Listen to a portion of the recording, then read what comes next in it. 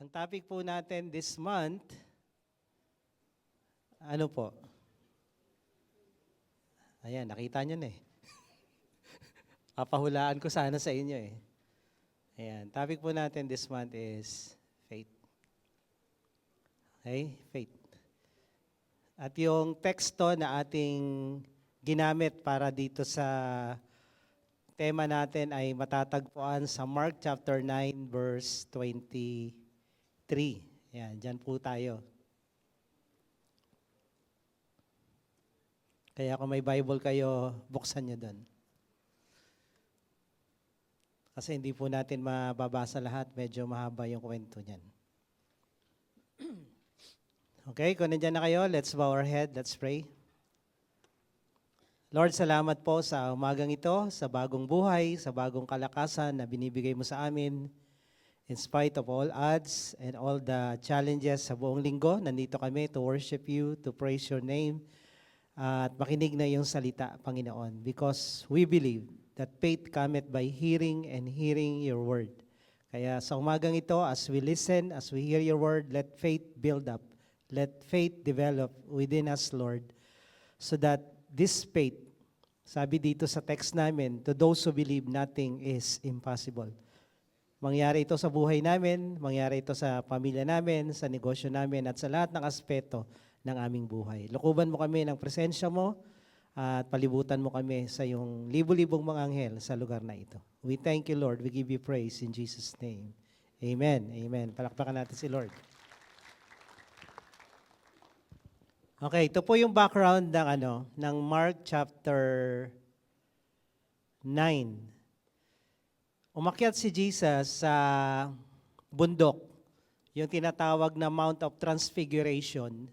Nagpakita si Moses at si Elijah sa kanya, na ang sabi ng ibang mga grupo, 3 lang daw ang nakapasok sa langit. Si Elijah dahil hindi namatay, at si Enoch dahil hindi rin namatay, kaya lang si Moses po namatay. So, X po yung ganong katuruan. At ngayon, nakaano sa Facebook, may mga nag-aaway patungkol doon. Mahirap na lang makisawsaw dahil walang kwenta. Pero, ayun, si Moses po namatay, and then nagpakita siya kay Jesus sa time na to, at si Elijah, for the reason na dadaan si Jesus sa matinding pagsubok, sa matinding temptation na sumuko sa hirap na dadanasin niya na may ipako sa krus. And before may ipako sa krus, ipagkakanulo, ibibenta, pagkakaisahan ng mga pare at ng mga leader ng Israel. So yung discouragement, yung anxiety na sa isip at puso niya, ano pa ba? Semi-depression na pwedeng mangyari kay Jesus. Etong si Elijah, nagturo ako about depression. Na-depress po si Elijah. Si Moses na-depressed din. Sa tindi ng kanilang dinaanan, grabe yung almost kulang na lang kitlin nila yung buhay nila magpakamatay. Dahil si Moses, sabi niya kay Lord, Lord, kunin mo na ako. Sabi din ni Elijah, Lord, kunin mo na ako. Kung pwede lang silang magpakamatay sa sarili, kung pwede lang, gagawin nila, kaso hindi nila ginawa. Kasi siyempre, mga lingkod ng Diyos to eh. Kaya lang, dumating na sila sa point of wala na. Yung brink na suko na tayo. So itong dalawang ito, dumating doon at napagtagumpayan nila yon, tinulungan sila ni Lord. Ang solusyon ni Lord kay Moses ay delegation. Mag-delegate ka, pagod ka na eh. Ang solusyon naman ni Lord kay Elijah, matulog ka lang at kumain. Pagod ka na eh. Kain, tulog, kain, tulog. Okay? Minsan po, pag kayo pagod na, kain, tulog lang. Yung mga, yung mga workaholics, sobrang trabaho, kagaya namin. Pag dumating yung punto, ayoko nang gumising. Parang, ang sarap gumising nang walang gagawin, walang iisipin. Ibig sabihin, kailangan mo nang magpahinga. Hindi mag-resign na. Kasi iba, mag-resign na kaya ako. Wag muna. Mag-file ka muna ng leave kahit 3 days to 1 week.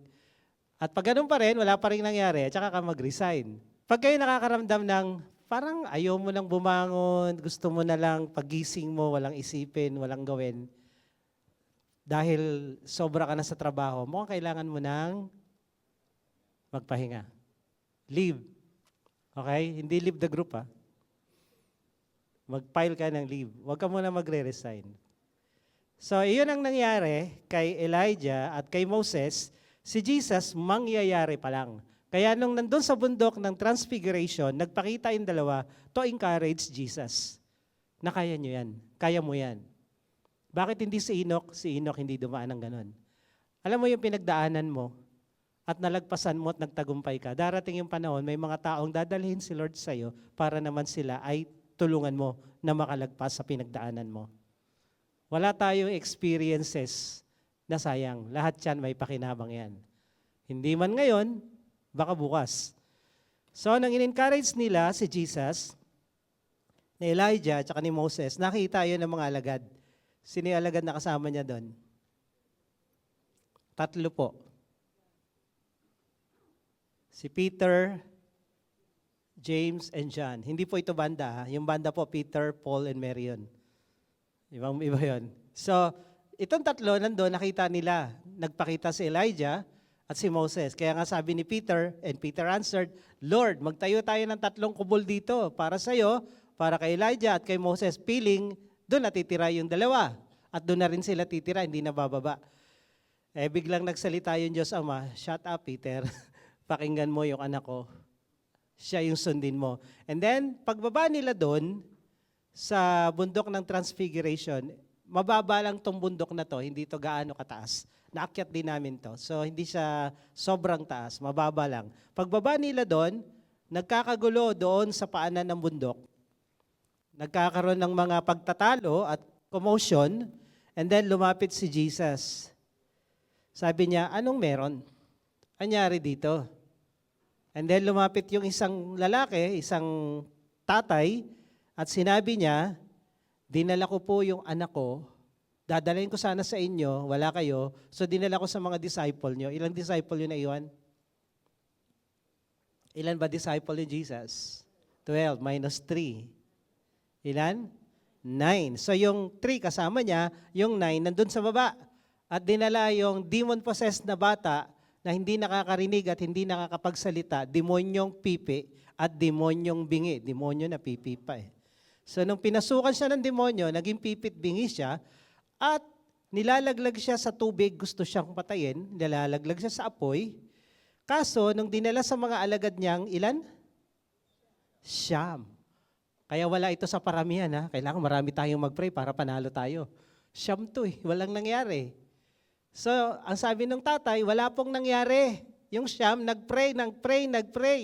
Siguro tag-iisa sila. Ikaw muna, sino ba yung 9 na yon? Sino pa ba yung mga disciple na kilala niyo? Si Peter, James, and John nasa taas. Sino yung naiwan na 9? Si? Wala, hindi nila alam yung 12 disciples. Pag may exam tayo, bagsak ng mga to. Sila Matthew, yung nag-gym. Matthew yun eh. Sila Thomas, si Judas, sila Andrew, at kung sino-sino pa. So itong 9, nagpray doon sa may demon-possessed na bata. May nangyari? Alang nangyari. So, ang ginawa ni Jesus, kaya. Pinalapit yung 9. Kung kayo yung 9, anong gagawin nyo at nandyan si Jesus? Andyan si leader nyo. Nagpalayas kayo ng demonyo. Okay, nag-Bible study kayo sa Blay. Tapos tinawag kayo ng leader nyo. Halika nga. Wala kayo mararamdaman niya dito. Pag pinatawag kayo ng principal.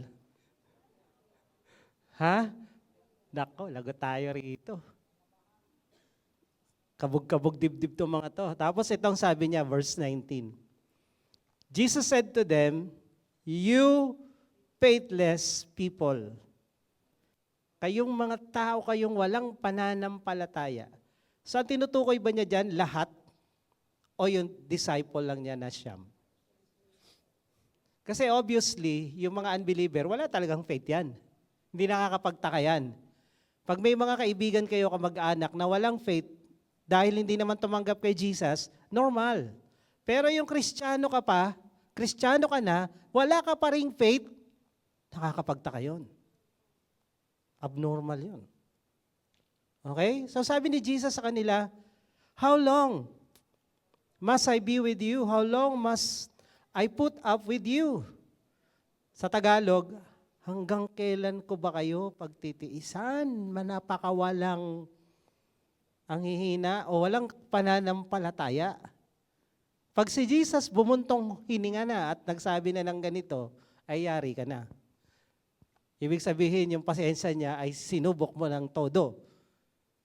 Kung si Jesus nakakapagsalita ng ganito, ay yung leader nyo kaya, hanggang kailan tayo magba-Bible study? Yung topic 12, 4 na ulit na wala pa rin kayong binubuksang Bible study. Hanggang kailan?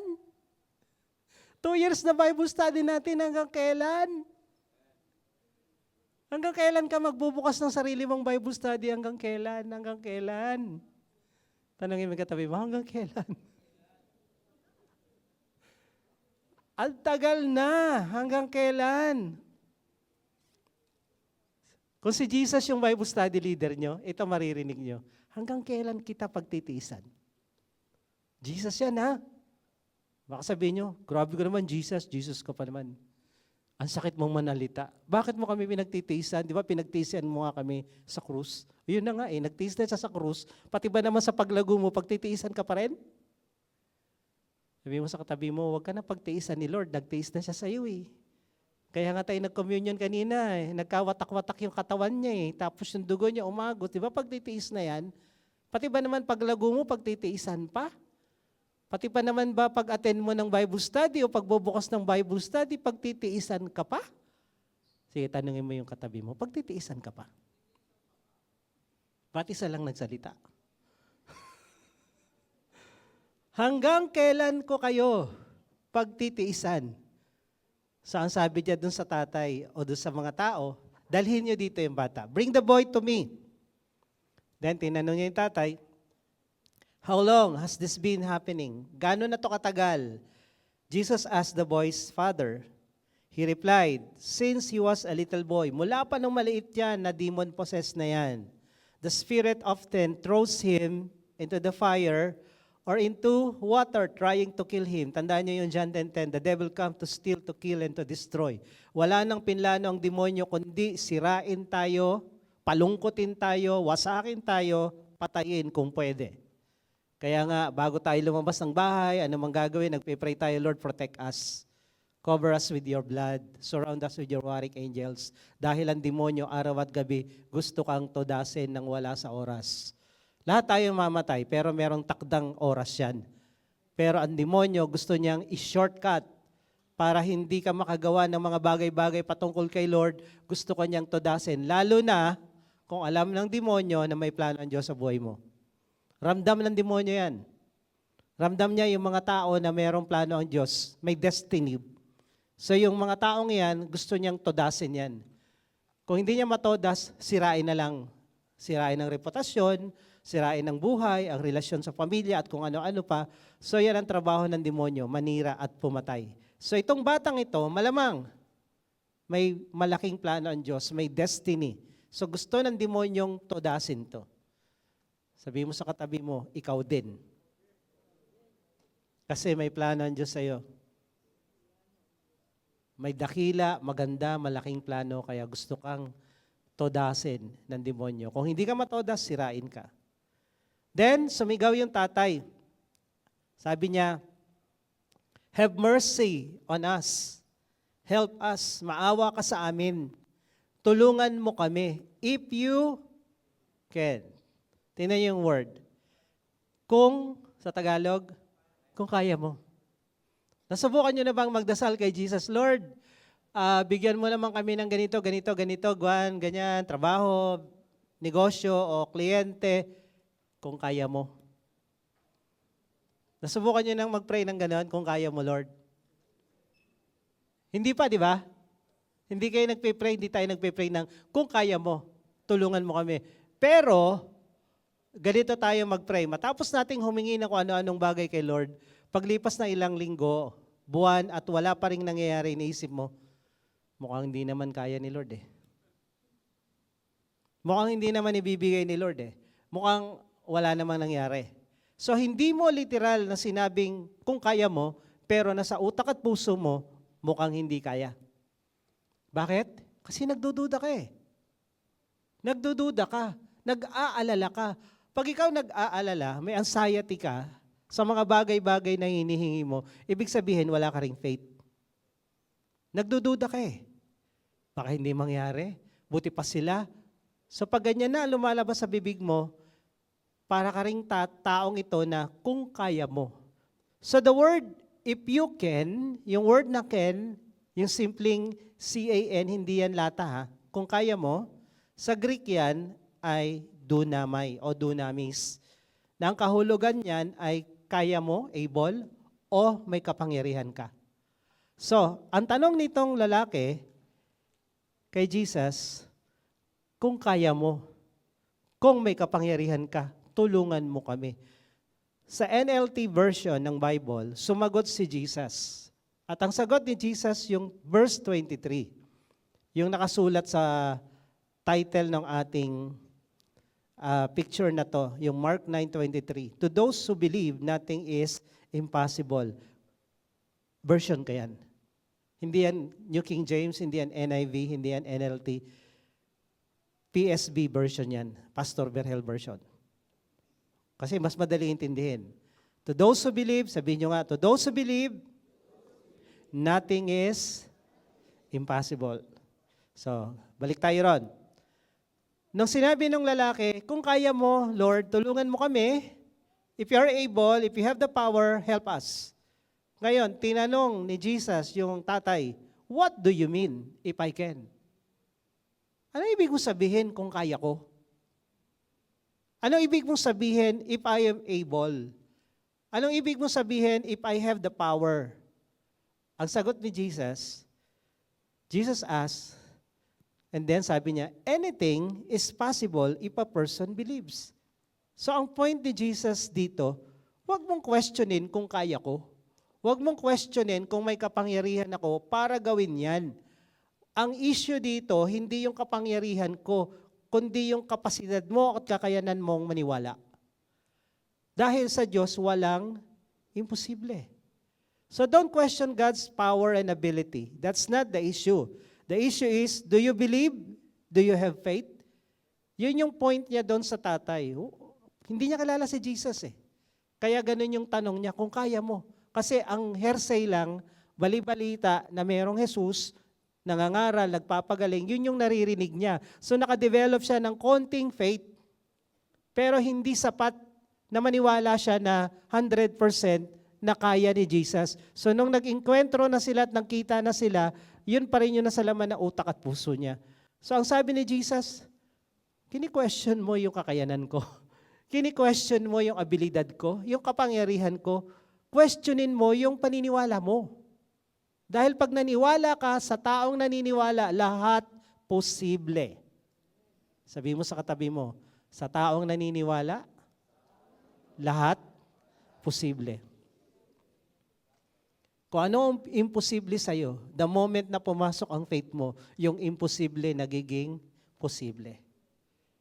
Kaya walang bagay na hindi kaya, walang bagay na imposible, pag may faith, lahat posible. Amen? So yun ang point ni Jesus. Kaya yung question niya, kung kaya mo, if you are able, if you have the power, sabi ng Ephesians 3:20, able ba si Lord? Ito ang sabi dito, God is more than able. Verse 20, sabi ng Ephesians 3, now to Him who is able. Sino yung Him? Siyempre si God. Si God ay able to do exceedingly, tingnan niyo yung word na exceedingly, superlative. Sa Greek din yan, superlative din ang meaning. Superlative yung exceedingly, superlative yung abundantly, ay yung above all. Above all that we ask. Sa iba pang translation, above and beyond.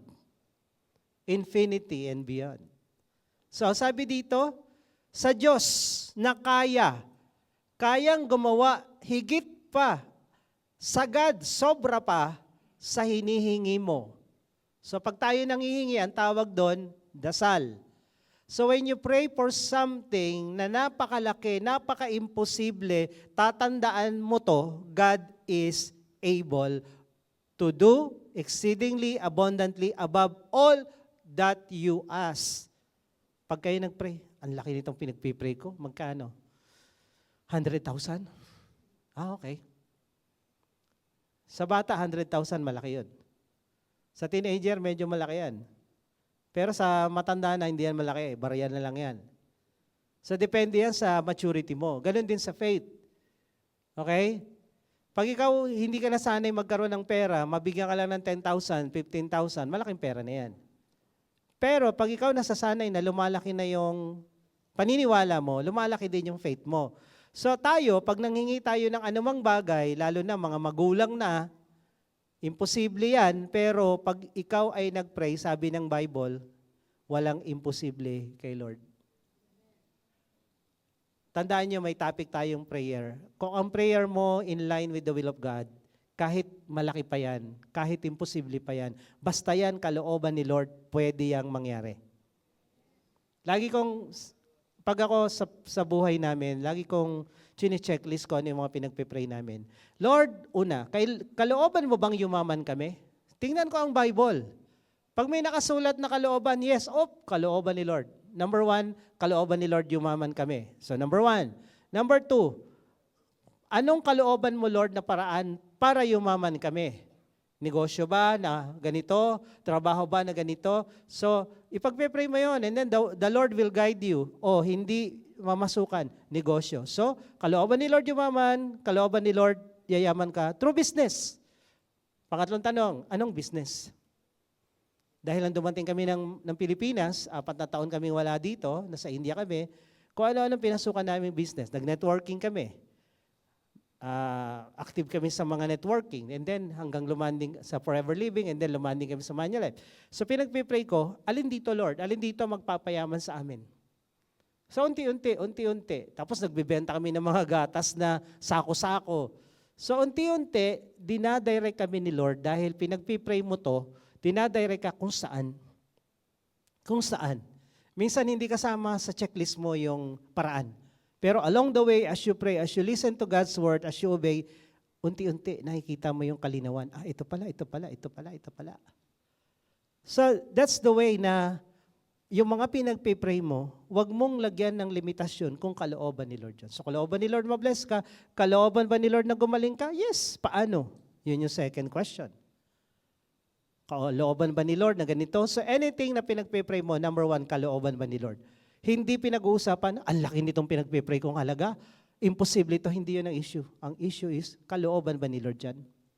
Sino dito kalooban ni Lord na magkaroon ng sariling bahay at lupa? Taas ang kamay. Because if you don't believe, you will not have it. Sino gusto ni Lord dito umasenso sa buhay? Hindi na nangungutang at hindi na nakakapos. So yan, kalooban ni Lord dyan, nakasulat yan sa Bible. The question is, how? How? And when? Pero wag nyo i-question si Lord, kaya ba ni Lord? Of course, kaya niya. He is able to do exceedingly abundantly above and beyond what we ask. Ano mang hingin mo na kalooban ni Lord, kahit ka-imposible pa yan, kahit malaki pa yan, kayang ibigay ni Lord yan. No issue with that. Walang imposible sa Diyos. Sabi mo sa katabi mo, walang imposible sa Diyos. At ang sabi niya rito, ano man yung pinagdadasal mo, kaya niya higit pa dyan ang kaya niyang ibigay sa iyo. Lagi ko nga na example, nagpray lang kami ng bahay, na Lord, bigyan mo lang kami ng 2 kwarto dahil 1 kwarto lang kami. Nung malilit yung anak ko, yung higaan namin, nakahalang pang ganyan. Doon, nung nanginegosyo kami. Halang ang tulog, hindi pa straight. So 2 kwarto lang, isa sa amin, isa sa kanila. Binigyan kami 6. O ngayon, kulang pa. Dapat pala 8.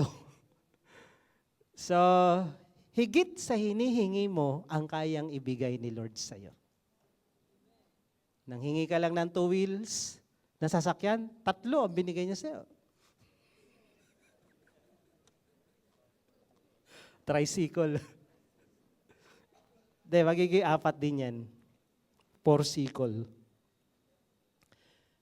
higit sa hinihingi mo at sa iniisip mo. Ang kaya ni Lord ibigay sa iyo, higit sa pinagdadasal mo at iniisip mo. Ano iniisip mo? Pinapangarap, ini-imagine, inaasahan. Ang sarap mangarap kasi sa pangarap walang limitasyon. Pero alam mo ba na yung pangarap mo, kayang ibigay ni Lord higit pa dyan? Sige, tanungin mo yung katabi mo, anong pangarap mo?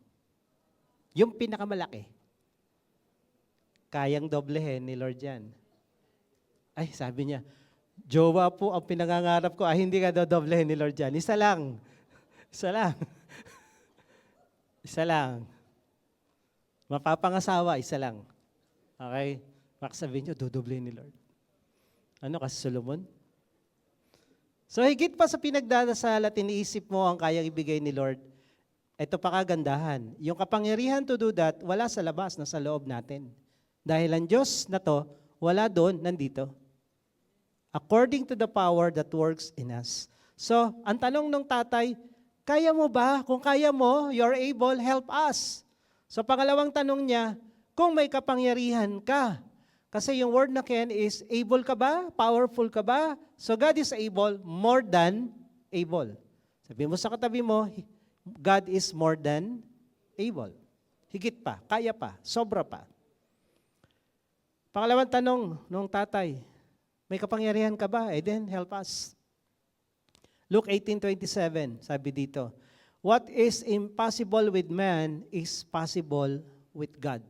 Paulit-ulit ito binabanggit ni Jesus sa Bible. Yung mabubuntis si Maria na birhen, sabi niya, wala imposible sa Diyos. Yung camel, sabi niya, mas madali pang pumasok sa butas ng karayom yung kamelyo kaysa yung mayaman na papasok sa langit. Ang sabi ng mga alagad, paano nangyayari yon? Sabi ni Jesus, walang imposible sa Diyos. Okay? And then, Jeremiah 32:17 and 27, nung nilusob ng Babylonia ang Israel at nakapaligid na doon sa buong syudad yung army ni Nebuchadnezzar at onting bakbak na lang sa pader, masasakop na sila. At yung time na yon, yung mga tao doon, nagbebentahan na ng mga lupa, tumatakas na papuntang Egypt, yung mga anak nila, kinakain na nila dahil wala nang makain. And then, nangusap si Lord kay Jeremiah, sabi ni Lord kay Jeremiah, bumili ka ng lupa dito. Ha, Lord, bibili akong lupa. Sasakupin na nga kami. Nagbebentahan na nga yung iba. Tapos, yun nga habang nagbebentahan yung iba, bumili ka. Alam niyo ba, nung binebenta yung mga lupa dun sa Corinthian Gardens, nung nagkakaroon ng kudita, nung panahon ni Cory Aquino, sunod-sunod yung kudita, binebenta na lang kung magkano yung lupa doon at bahay. Parang 2 milyon na lang yata, yung mga 200 million. Kung may pera ka lang nung time na yon, mamili ka ng mamili. O ngayon, mahal na ulit. Diyan sa Provident, nung binahayan, bentahan lahat. O ngayon, mahal na ulit. So nung time na yon, walang halaga ang lupa, sasakupin na sila ng Babylonia. And then, sabi ni Jeremiah, okay ka lang, Lord. Okay ka lang. Kung kailan sasakupin na kami, nagbebentahan na ng lupa at saka naman ako bibili, tapos may mga saksi pa. So sabi niya, okay Lord, kasi obedient prophet naman to. Sabi niya, oh Lord, behold, you have made the heavens and the earth. By your great power and by your outstretched arm, there is nothing too difficult for you. Sige Lord, bibili ako, walang imposible sa iyo. Bumili siya. That's faith. In contradiction sa mga nangyayari, gawin mo yung sinabi ni Lord na kung tutuusin, ba't ka bibili? Nagbebentahan nga. Minsan ang wisdom ni Lord, kung kailan nagbebentahan, mamili ka. Mura yan. And then, pagbilihan na ulit, benta mo, di kumikita ka. Alam mo, yung talino ni Lord, higit sa talino ng sino mang tao. Binili niya. And then, nung sumunod siya kay Lord, paglipas ng ilang verses, sa 27, 10 verses later, sabi ni Lord kay Jeremiah, behold, I am the Lord, the God of all flesh. Is there anything too difficult for me? Pinaalala niya uli, may mahirap bang gawin ako? Wala. Sabihin mo sa katabi mo, walang mahirap sa Diyos. Lahat madali. Walang imposible. Kaya kung ano yung meron ka na imposible ngayon, imposible yung sitwasyon mo, imposible umangat pa yung buhay mo, yung negosyo mo, imposible kang gumaling, imposible, ang daming imposible, kulang nito, kailangan nito, i-connect mo yan kay Lord. Sa'yo na lahat imposible, i-connect mo sa Diyos na walang imposible. At ang magko-connect dyan, ang tawag ay faith. Okay? Faith connects us to God's miraculous power. So yun sabi kanina, sa Luke 1 din, to God, nothing is impossible. Sa Diyos, walang imposible. At sa mga taong naniniwala, to those who believe, nothing is impossible also. Sa Diyos, walang imposible. Sa iyo, meron. Pero pag kumonek ka sa Diyos, through faith, sa iyo, wala na rin imposible. Lahat pwede mong gawin. Sabihin mo, sa katabi mo, walang imposible sa iyo kung nakakonect ka kay Lord by faith.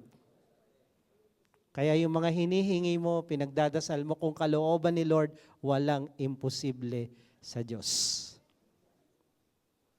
Yung sasabihin na ibang tao, imposible yan, walang imposible sa Diyos. If you believe, if you have faith, faith connects us to God's miraculous power. Impossibility, needs, problems, sickness, kakulangan, at kung ano-ano pa, pag may faith ka kay God, the impossibility become possibility. Nagkakaroon ng himala sa taong may pananampalataya. Kaya sabihin mo sa katabi mo, gusto mo ng himala? Kailangan mo ng pananampalataya. At kadalasan ng himala nangyayari sa mahirap at gipit na sitwasyon. Kaya yung mga taong ayaw mahirapan, ayaw magipit, ayaw masaktan, hindi nakakaranas ng himala. Kasi kadalasan ng himala, mailalagay ka sa mahirap, imposible, nakakatakot na sitwasyon. And then, tatawag ka kay Lord, mananampalataya ka, doon mo mararanasan yung himala. Kami na laging bumabiyahe at kung ano-anong mga pinagagawa namin sa buhay, lagi kaming nalalagay sa mga ganyang sitwasyon. Na para bang, ano na to, ang hirap naman. And then, doon gagawa ng himala si Lord. Hindi gagawa si Lord ng himala habang tulog ka at namamahinga ka at relax ang buhay mo. Karamihan ng himala sa Bible, nalagay sila sa wala ng pag-asa, kundi ito na lang. Si Lord na lang. Kaya pag kayo nasa gipit na kalagayan, hirap na kalagayan, yan yung oportunidad para si Lord gumawa ng himala sa buhay mo. Impossibility is God's specialty. Gustong-gusto ni Lord yung malagay ka sa imposible. Para pag tumawag ka sa Kanya, yung imposible magiging posible. Kaya wag kang angal ng angal. Sabihin mo sa katabi mo, wag kang angal ng angal. Ang hirap-hirap naman ito. Sobra naman to. Lagi na lang tayong ganito. Yan nga ang oportunidad para ka tumawag kay Lord ng may pananampalataya at ang Diyos gagawa ng himala sa iyo. Pero kung easy-easy buhay mo, cool, chill ka lang ng chill, wala yan. Walang himala sa ganyan. Ang himala nangyayari doon sa mahihirap na sitwasyon. Gusto ng himala? Taas ang kamay. Mahirap na sitwasyon. Okay? So, alam na this. So, ang tanong ng tatay, if you are able, if you have the power, then help us. Ang sagot ni Jesus, why you're asking me if I can? Walang problema sa akin. I am able, I have the power. Ikaw, may faith ka ba? Do you believe na kaya ko ba? Yun yung tanong. Pero, itong question na to, what do you mean if I can?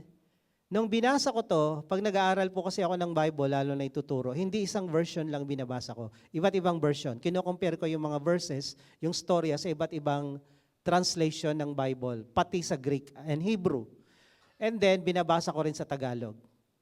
Amazingly, yung word na can, o dunamay, able and power, pag binasa niyo yung Mark 9:23 sa New King James Version, ito po nakasulat. So, ang sabi ng tatay, yung anak ko, tulungan mo. Ito ang sagot ni Jesus. Jesus said to him, if you can believe, all things are possible to him who believe. Ano kaibahan nitong dalawa? Ng NLT tsaka New King James Version. Ang sagot ni Jesus sa NLT, the same verse, what do you mean if I can?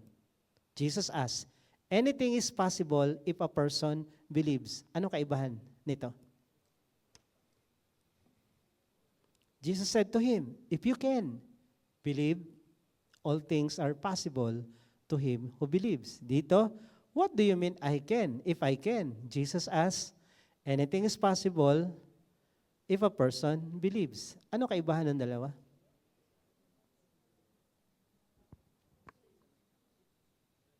The same verse, ano kaibahan?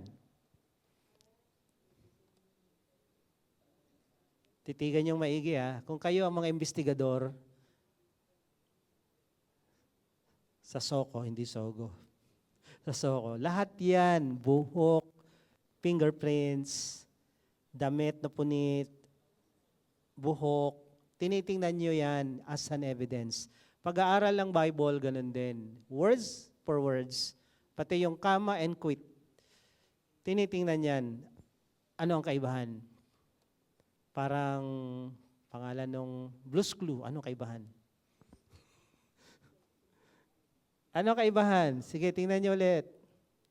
What do you mean? Jesus said, if I can. What do you mean if I can? Jesus asked, anything is possible if a person believes. Yung word na if I can, kanino pinapatungkol? Dito. Kanino? Kay Jesus. Kasi siya yung tinatanong ng tatay eh. Kung kaya mo, if you are able, if you have the power. So ang tinanong ni Jesus sa kanya, tinatanong mo ko, if I can, if I have the power, if I have if I am able, if I have the power, tinatanong mo ko, ang sagot ni Jesus sa kanya, ikaw, naniniwala ka ba? Kung kaya mong maniwala, kaya ko yan. Dito, Jesus said to him, na kanino yung can? Kay Jesus o doon sa tatay? Yun ang kaibahan. Nagets nyo rin? Kaya minsan sa translation ng Bible from Greek to English, may mga verbs, pronouns, adverbs, noun sa Greek at Hebrew na hirap silang i-translate sa English. Isa 'yon. Pero pag tiningnan mong maigi, iba ang tinutukoy sa can. Yung can dito kay Jesus. If you can, if you're able and you have the power. Dito naman yung can, tinutukoy yung tatay. Pero magkaiba ng tinutukuyan, pero ang mensahe parehas. Okay? So ganito yan. Sabi ni Jesus, kung ikaw, if you can, if you are able, if you have the power to believe, all things are possible to those who believe. Kung may kakayanan kang maniwala, kung may kakayanan at kapangyarihan kang maniwala, walang imposible sa'yo. Yun yung sabi ni Jesus dito sa version na to, New King James Version. Ngayon, ito rin sinasabi ko sa inyo. Kung may kakayanan ka, kung may kapangyarihan kang maniwala, walang imposible sa'yo. Tanong, may kakayanan ka ba? May kapangyarihan ka bang maniwala? Sino meron? Paano nyo nakuha yan? Hindi, yung faith nga yung power mo eh. Faith is power. Ability, power to get everything. Kung may kakayanan ka na magkaroon ng faith, then walang imposible sa'yo. Dahil nakakonek ka sa Diyos na walang imposible. So ganito yung interpretation dito. Jesus said to him, if you, ikaw, tatay, are able or have the power to believe, sinabi niya ngayon sa tatay. Sa isang version kay Jesus, if you have the power or the ability, help us. Ngayon, ang sabi naman ni Jesus sa kanya, if you have the power and ability to believe, you can have what you ask. So binalik sa kanya. So, if you are able or have the power to believe, all things are possible to him who believe. So the question is, do you have the ability and the power to believe? Hindi question yung power ni God. Don't question God's power and ability. That's not the issue. Nakita na natin, Ephesians 3:20, God is more than able. He is all the power. He has all the power. The issue is your power and ability to believe. Do you believe? Do you have faith? Gaano ka-solid yung faith mo? Gaano ka-solid yung pinagpe-pray mo na, Lord, magkakaroon kami ng bahay at lupa. Nag-pray ka 17, ngayon 70 ka na? Maniniwala ka pa rin? Pinangakuan kayo ni Lord na magkakaroon ng anak. Ngayon 75 na yung asawa mo, ikaw 100 na. Kaya mo pa rin maniwala? Lola na to, ha? Lolo na yung lalaki, korduroy na to, ha? Maniniwala pa rin kayo? Imposible na. Pero alam niyo kung sino yung tinutukoy ko, si Abraham yon. Nangyari. Dahil sa Diyos, walang imposible. At sa mga taong naniniwala sa Diyos, wala ding imposible. So how we can get faith? Paano natin makukuha yung power and ability to believe? Kasi ang sabi ni Jesus, ikaw ang may problema. Kung meron kang kapangyarihang maniwala, kung meron kang abilidad na maniwala, walang imposible sa'yo. Dahil sa akin, walang imposible. Ngayon, kung ano meron ako, pag pinaniniwalaan mo, mapupunta sa'yo. You will receive what you believe. According to Jesus, tuwing may mga lumalapit sa kanyang mga may sakit, ang tanong niya agad, do you believe that I can do this? Do you believe that I can do this? Pag sinabi nilang, yes, Lord, according to your faith, so be it unto you. Kung ano pinaniniwalaan mo, yun ang makukuha mo. Laging ganon si Jesus. Ay, hindi na siguro tayo yaman. Okay. What you say is what you get. Because out of the abundance of the heart, the mouth will speak. Kung ano laman ang puso mo, yun yung pananampalataya mo, lalabas yan sa nguso mo. With the heart, man believes. With the mouth made confession. Laging ganon. Heart believes, mouth confess, then you will receive what you believe. Ano ang sinasabi mo lagi? Ay, wala nang pag-asa yung anak ko. Asawa ko, wala nang pag-asa yan. Okay. The more you say something, the more you magnify something. Because what you believe, you will receive. Anong lagi mong sinasabi? Anong pinaniniwalaan mo? Yun ang nakukuha mo. O kung anong nakukuha mo ngayon, malamang yan ang pinaniniwalaan mo. Hirap na hirap kami. Okay. Ganito na lang talaga kami. Okay. Eh, yan ang pinaniniwalaan mo eh. Yan ang sinasabi mo eh. Eh, di yan ang makukuha mo. What you say is what you get. Tanungin mo yung katabi mo. O, alam mo na. Kaya sabihin mo sa katabi mo, mayos ka ha?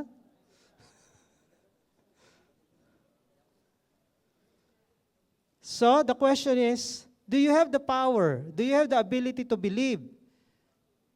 So, ang sagot ng tatay, Lord, I believe. Iyak siya eh. I believe, pero kulang, Lord, help my unbelief. Sabi niya. Now, where to get, how to get the power and the ability to believe? Simple as this, Romans 10:17.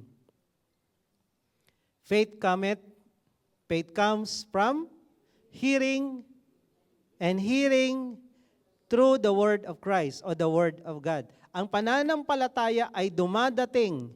The ability, the power to believe, to have faith, comes when you listen, when you hear the word of God again and again and again and again and again. Pag lagi kang absent sa Sunday at di ka pa nagbabasa ng Bible mo, huwag kang umasang magkakaroon ka ng power and ability to believe. Niloloko mo sarili mo, binobola mo, binubudol mo sarili mo dahil ang pananampalataya nang gagaling sa pagbabasa, binanggit dito, hearing and hearing. Kasi inong time na yon walang Bible. Wala silang Bible na kagaya natin. Walang app. Lahat sila nakikinig lang ng message ng Bible through the disciples of Jesus, prophets, apostle, nakikinig lang sila. Walang binabasa. pasalamat tayo ngayon. Meron tayong binabasa. Sila wala. So ngayon, in our context, magkakaroon ka lang ng power and ability to have faith or to believe. Kung lagi kang nagbabasa ng Bible, araw-araw, nakikinig ka ng mensahe ng salita ng Diyos, linggo-linggo, Bible study, pag yan lagi mong nagagawa, yung faith mo nag-grow. Nagkakaroon ka ng abilidad, ng kapangyarihan para maniwala. Dahil every time nakikinig ka ng Word of God, nakikilala mo si Lord, nakikilala mo kung sino siya, nalalaman mo yung mga promises niya, and then, dun ka kumakapit, dun ka naniniwala, totoo yun. Pero kung hindi ka nagbabasa ng Bible, hindi ka nakikinig, Sunday ka na nga lang makikinig, tulog ka pa. Nakanganga ka pa dyan sa taas. Tapos pag nagdasal ka, walang sagot, magagalit ka kay Lord, wala kang faith. Hello? Sige, pumalakpak nga ang lahat ng tulog. May nahuli ako, may nahuli. Paano na? Wala kang matatanggap sa Diyos pag walang faith. Lahat ng natatanggap ng tao mula sa Diyos, faith. Faith is the currency of heaven. Kaya kami pag may gustong bilhin, bahay, sakyan, the question lang is, hindi magkano pera mo o may pera ka. Hindi yun pinag-uusapan. Ang question is, kaya mo bang maniwala na kaya ni Lord yan? Dahil pag kaya ni Lord yan, ibibigay ni Lord yung kakayanan sa'yo, kaya mo rin. Ganun ang usapan. Kaya may mga lakad, o sasama ba tayo? May pera ba? Hindi pera ang pinag-uusapan. May faith ka ba to do that? Kaya mo ba? Hello? Yung iba nakikigaya sa faith namin kasi nung kinasal kami, ang pera niya 5,000, ako 10,000. 15,000. Kinasal kami, 15,000 budget. Saan kami kinasal? Doon sa Officers Club sa Campaginaldo. Ang gumagamit lang doon, mga colonel hanggang general lang naman. Libre kami doon. Tapos, honeymoon, Boracay, dahil yung ginagamit kong lugar sa Aklan, ang may-ari, Congressman Legaspi lang naman, libre din kami. Tapos dito sa hotel, Go Hotel, dahil nagba-Bible study ako doon sa building ni John Gokongwe, yung ninang namin ang executive secretary niya, libre lahat. Sing-sing, bigay. Barong, bigay. 15,000 budget. 300 ang guest. Maraming gustong gumaya. Do you have faith? Kaya niya yung faith na ganon? Naghahanap ng bahay, walang pera, 100,000 lang meron sa bangko. Ikot ako ng ikot sa buong Pasig, Antipolo, hanggang napunta kami ng Paulo Salud. Sabi ng gwardiya, sir, mayroong binibentang bahay dyan. Sabi ko, nagtitingin lang ako, wala pa kaming pambili. Pero, tingnan natin. Ayun, nakuha namin bahay. Hindi pera pinag-uusapan, faith. Ang currency of heaven is faith. Kung gusto mong may makuha sa langit na blessing, kailangan may pambayad ka. At ang pambayad doon, faith. Maliit na faith, maliit na blessing. Malaking faith, malaking blessing. Paano lalaki ang faith?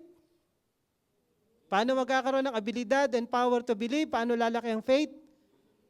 Hearing, reading, hearing, reading, hearing, reading. Pag ikaw laging nagbabasa ng Bible mo, nagde-devotion, kaya nga hinihingi natin na i-post nyo, lalaki ang faith mo. Huwag niyo isipin, na ba yan, pabigat? Hindi yan pabigat. Yung malaking pakpak, yan ang dahilan para ka lumipad. Ang pakpak sa ibon na hindi pabigat. Yan ang nag-aangat sa kanya. Ang faith mo, hindi pabigat. Ang pagbabasa ng Bible, hindi pabigat. Yan ang mag-aangat sa'yo. Yan ang mag-aangat sa'yo sa buhay. Kaya kung tamad kang magbasa, hindi ka talaga angat. Sabi mo sa katabi mo, huwag kang tamad. Magbasa ka araw-araw. Makinig ka. Ako pag nagtatrabaho, kung hindi ako nakikinig ng praise and worship, nakikinig ako ng preaching. Preaching na iba, nakikinig ako. Akala niyo, hindi ako nakikinig ng preaching dahil ako na nagpipis. Hindi, nakikinig ako sa iba. Habang may ginagawa ako. Nung bago akong Christian, 1 week. Yung buong Matthew hanggang Revelation, 1 week ko lang binasa kasama yung Proverbs and Psalms. Ganon ako ka-eager. Kung ka-addict ako sa marijuana at sa droga nung bago ako maging Christian, ganon naman ako ka-addict kay Lord nung naging Christian ako. Kaya no wonder yung faith mo ang bilis mag-grow kasi ang dami mong intake ng Word of God. The more we read and hear the words of God, the more chances our faith will be developed in our hearts. Kaya kung naiinggit ka, ang taas ng faith niya, paano naman? Magbabasa ka ng Bible, isang verse a day. Ano ka langgam? Isang asukal, isang araw. It will not do. Kung matagal ka ng Kristiyano, wag pa isa-isa. Isang chapter na dapat a day. You want your faith to grow? 1 chapter a day minimum. Hindi, isang verse. Minsan hinati pa yung verse, ang haba kasi.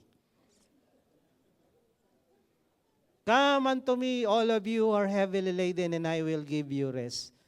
Lagay muna natin, come unto me. Bukas na yung pangalawa. Next day yung pangatlo. So ngayon yung answered prayer mo, sige, kalahati ngayon. Putol-putol din. Pinagpipray mo, sasakyan o kalahati. O yung chassis muna. O yung gulong naman. Tsaka na natin lagay yung kaha. Kasi kalahati ka eh. Sabi mo sa katabi mo, 1 chapter a day. Minimum. Okay? Kung gusto mo talagang lumago yung faith mo. Now, ano ba talagang faith? Sabi ng dictionary, dictionary ito faith involves a deep-seated trust and confidence in something. Take note, something. Pag sinabing something, even when faced with uncertainty or lack of proof, faith is applicable to anything and anyone. Ang sabi dito, confidence in something. Sino sa inyo yung pagdating dito, bago umupo dyan, in-scrutinize yung mga bangko kung nakadikit ba yung tornilyo nito? Wala bang surot? Sa ilalim ba walang bombang nakatanim? Sino yung ginawa yan kanina? Talagang bago siya umupo, tiningnan niyang maigi kung safe. Sino? Baka sabi, napapraning ka na ba? Pero safety yun Pag ikaw merong special VIPs na tao na binabantayan, pati yun chine-check. Pati basurahan chine-check. Alam niyo yan? Bago siya pumasok lahat yan, chine-check yan. Pati ang mga dyan. Kaya nga may mga sniffing dog. Pero kayo, hindi nyo ginawa. VIP din naman kayo kay Lord. Bakit yun di ginawa? Kasi may faith kayo dyan sa upuan na yan. Di ba? May faith kayo, umupo na lang kayo. May faith kayo sa something. Sino sa inyo ang nagbukas ng cellphone at nag-ingat baka sumabog? Meron? Pero sa Lebanon, ganun yung mga Hezbollah. Bago sila magbukas ng cellphone tsaka ng beeper, baka pasabugin tayo na Israel dito. Gamit na lang tayo ng lata. Hello, moshi-moshi. O kaya, ano yan, yung shell? Kaya tinanggal nila yung mga beeper tsaka cellphone kasi analog sila. Kasi takot silang mapasabog eh. Kayo, ginawa niyo yung kanina? Hindi. Because you have faith in something. Yun yung faith. Walang tanong-tanong. Gawin mo lang. Bakit naman pagdating kay Lord, nagtatanong ka pa, Lord, magbibigay ako ng tithes ko, sigurado ka ba walang talo dito? Para akong tumaya sa sugal nito, may balik kaya to? Pero na nagbayad ka ng pamasahe sa Netflix, nagbayad ka, hindi ka nagtanong. Baliktad, baliskad, sabi ng mga Quianon. Faith in its essence is a strong belief or trust in something or someone, often without needing or having concrete proof. Hindi nilagay dyan na ito'y solid, yung tornilyo nito ganito kalaki, at malambot itong upuan, walang tusok-tusok to, walang nakalagay. Naniwala ka lang, umupo ka dyan. Period. Now, itong sabi ng dictionary, i-convert natin to Christianity. Palitan natin yung word na something ng God. So, ganito ang meaning ng faith, according to dictionary. Faith involves a deep-seated trust and confidence in God. Hindi dyan sa upuan, hindi sa cellphone. Even when faced with uncertainty or lack of proof, kahit walang ebidensya, walang matibay na pruweba na safe yan. Okay? Faith in its essence is a strong belief or trust in God, often without needing or having concrete proof. Parehas lang, may ibang wordings lang. Ngayon, gusto kong gamitin yung salitang trust and confidence. Anong kaibahan nito? Dahil sabi niya dito, faith is involved trust and confidence. Ano kaibahan ng dalawang ito?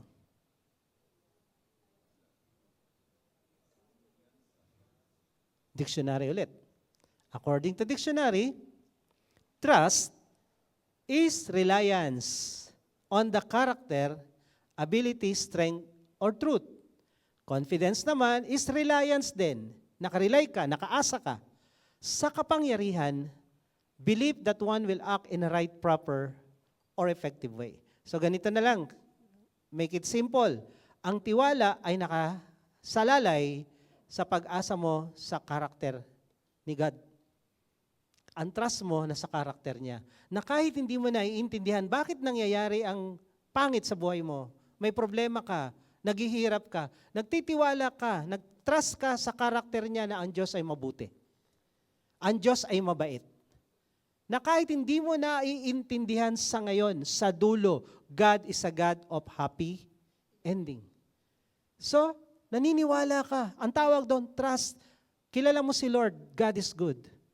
God is merciful. God is loving. God is kind. So kung alam mo yung karakter ni Lord, kahit pa ano ang nangyayari sa buhay mo, hindi ka bibitaw kasi may tiwala ka na mabait ang Diyos at mahal ako nito. Hindi ako iiwan nito. Hindi ako pababayaan nito. Pangalawa, confidence. Ang confidence, nakarely ka hindi sa karakter, kundi sa kapangyarihan, sa power. So alam mo na yung pinagpipray mo na imposible sa tao, pero walang imposible sa Diyos dahil makapangyarihan siya. Kunyari, may pulubi kang kaibigan, laging mong tinutulungan, binibigyan mo ng pagkain, parang mga sa homeless lang. And then sasabihin ng mahirap na to, ng pulubing ito, alam mo, pag ako yumaman, yung kabutihan mong ginawa sa akin, babalik ko sa iyo.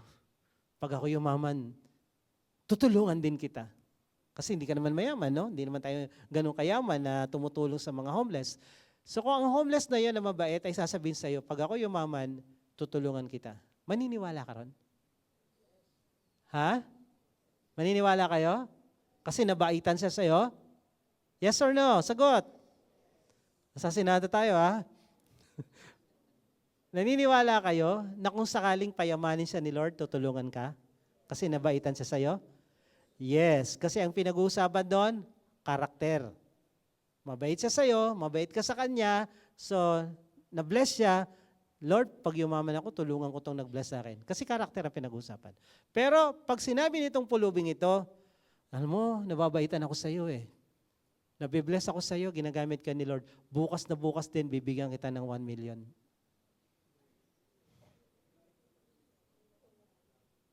Maniniwala kayo ron? Ha? Maniniwala kayo? Hindi. Bakit? Bakit hindi maniniwala? Wala siyang kakayanan para gawin yun. Wala siyang kapangyarihan, wala siyang pera, wala siyang power to do what He promised. Kay Lord, yung trust and confidence, yung character and power, parehong meron siya.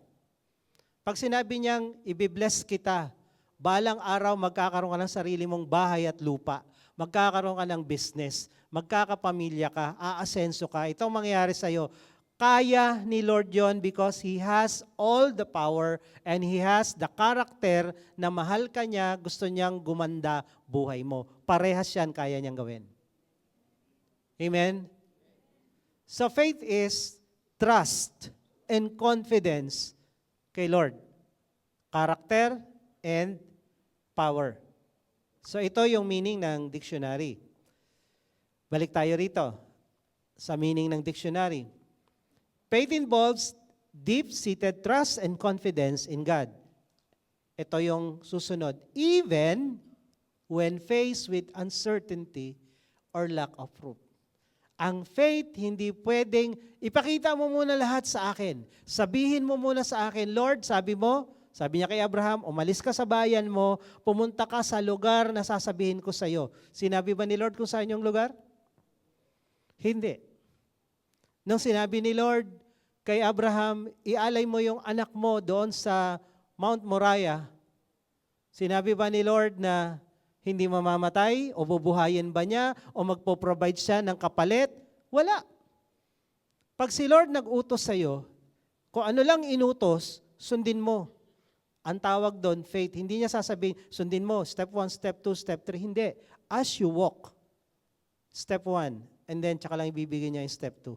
Parang ano lang yan, yung mga games na, ang tawag doon na ginagawa nating games, bibigay sa'yo yung parang treasure hunting, ibibigay sa'yo itong number na to, may message dito, malalaman mo yung susunod pagdating mo doon. Ganun ang faith, parang sasakyan lang din. Pag ikaw nag-drive sa madilim na lugar, walang poste, okay? Walang ilaw, probinsya. Yung ilaw mo, nandiyan dyan, hanggang dyan lang ang nakikita. Lalo na kung 60 na kayo. Ako, dyan lang nakikita ko.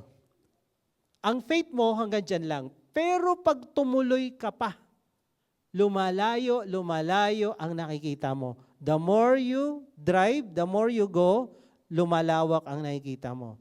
Ang faith, kailangan kang magsimula.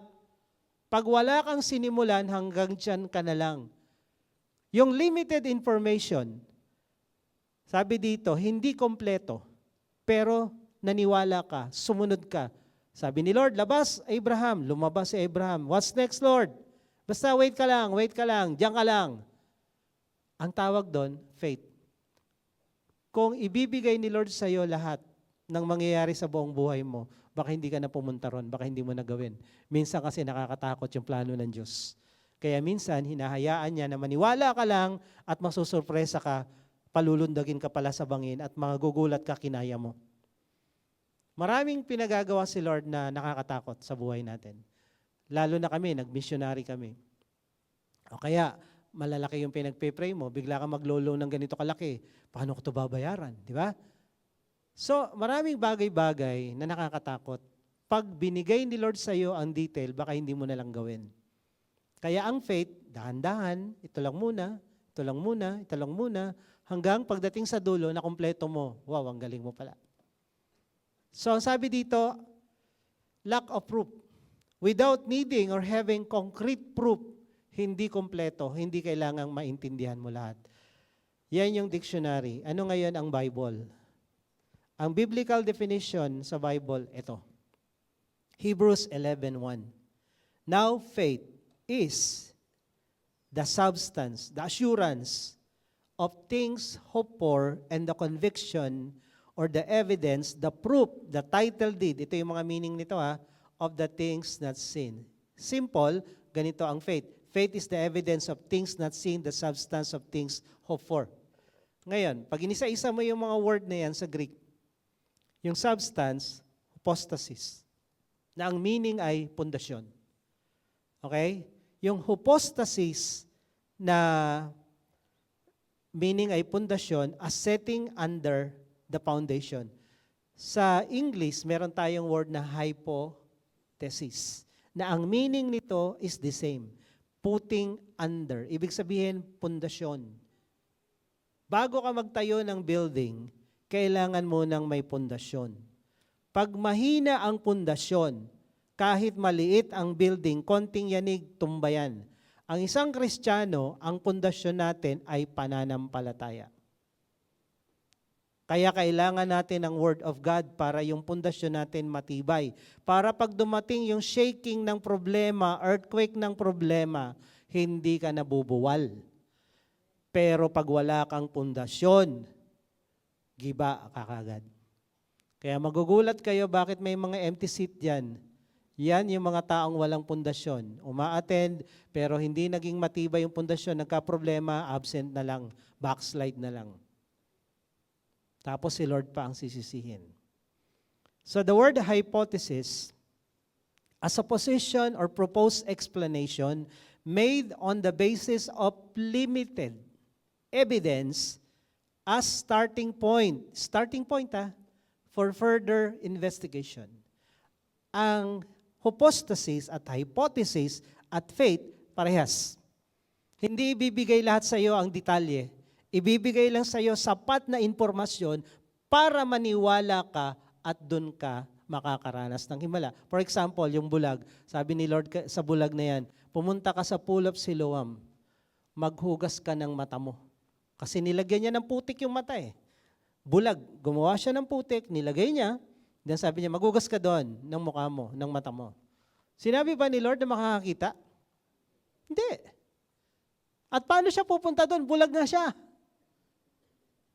Kung sumagot siya kay Lord, Lord, saan yun? Paano ko makikita yun? Yung himala na kay Lord na, pero yung pagsunod, alam ka naman kay Lord pa rin. Diskarte mo na yan. Tandaan niyo, ang himala, hindi yung nakatunganga at nakahiga, may gagawin ka, may obedience, may diskarte, may effort ka. So pagpunta niyo doon sa pool, hilamos siya, then nakita niya parang mga puno, and then nung nakita, ay mga tao pala, wow, nakakita na ako. Step by step, ang faith step by step. Pag hindi ka sumunod dito, hindi ka na pwedeng sumunod dyan. Kung may sinabi na si Lord sa'yo at hindi mo pa ginagawa, huwag kang umasa na merong part 2. Wala. Part 1 nga, hindi mo pa magawa. Part 2 agad. Gawin mo muna yung part 1. Kung ano yung nandyan, kung ano yung sinabi ni Lord, limited information or evidence, you start. Begin with it. Now, the word faith, sa Greek, dito ako magtatapos. Yung faith is pistis, hindi peste. Pistis. The word pistis is persuasion. Now, faith, pistis is persuasion, moral conviction, convince. So Romans 4:21, nung si Abraham ay sumunod sa Diyos, ito yung sabi, being fully persuaded, convinced that what he had promised, he was able also to perform. Ang faith ay ganito. Yung tiwalang-tiwala ka, siguradong-sigurado ka na ang Diyos na to mabait. Ang Diyos na to mabuti. Ang Diyos na to na nagsimula ng magandang bagay sa buhay ko, tatapusin niya. Hindi siya Diyos ng Alpha lang, siya ay Diyos din ng Alpha at Omega. Mabuting Diyos to. Pangalawa, itong Diyos na to hindi mahinang nilalang kasi siya ang lumalang. Itong Diyos na to, powerful. Walang mahirap, walang imposible. Kaya kung may pinangako, may pinagawa, may pinagdasal, kaya niyang gawin. Pag sinabing fully convinced, siguradong-sigurado ako. Naniniwala ako, totoo yan. Pag tayo nagbebenta, we persuade people. Kino-convince natin sila maganda tong produktong ito. Pinipersuade mo. Paano pinipersuade? Ini-explain mo ganito. Detail, pero sa atin, hindi detail pagdating kay Lord. Ang ipapakita lang ni Lord sa atin, sino siya? Ano karakter niya? Basehan mo yon para maniwala sa Kanya. At yung mga nangyari in the past, ano yung mga miracle na naranasan mo, yun ang basehan mo para maniwala sa Kanya. At ang ating paniniwala, dapat fully persuaded. Tiwalang-tiwala, believe na believe, walang kaduda-duda, kahit iota of doubt, hindi pwede. Yun ang tunay na pananampalataya. Yun ang dapat mong i-develop. Sabihin mo sa katabi mo. Meron ka na o i-develop pa? Sino meron na? Okay, tayo tayong lahat.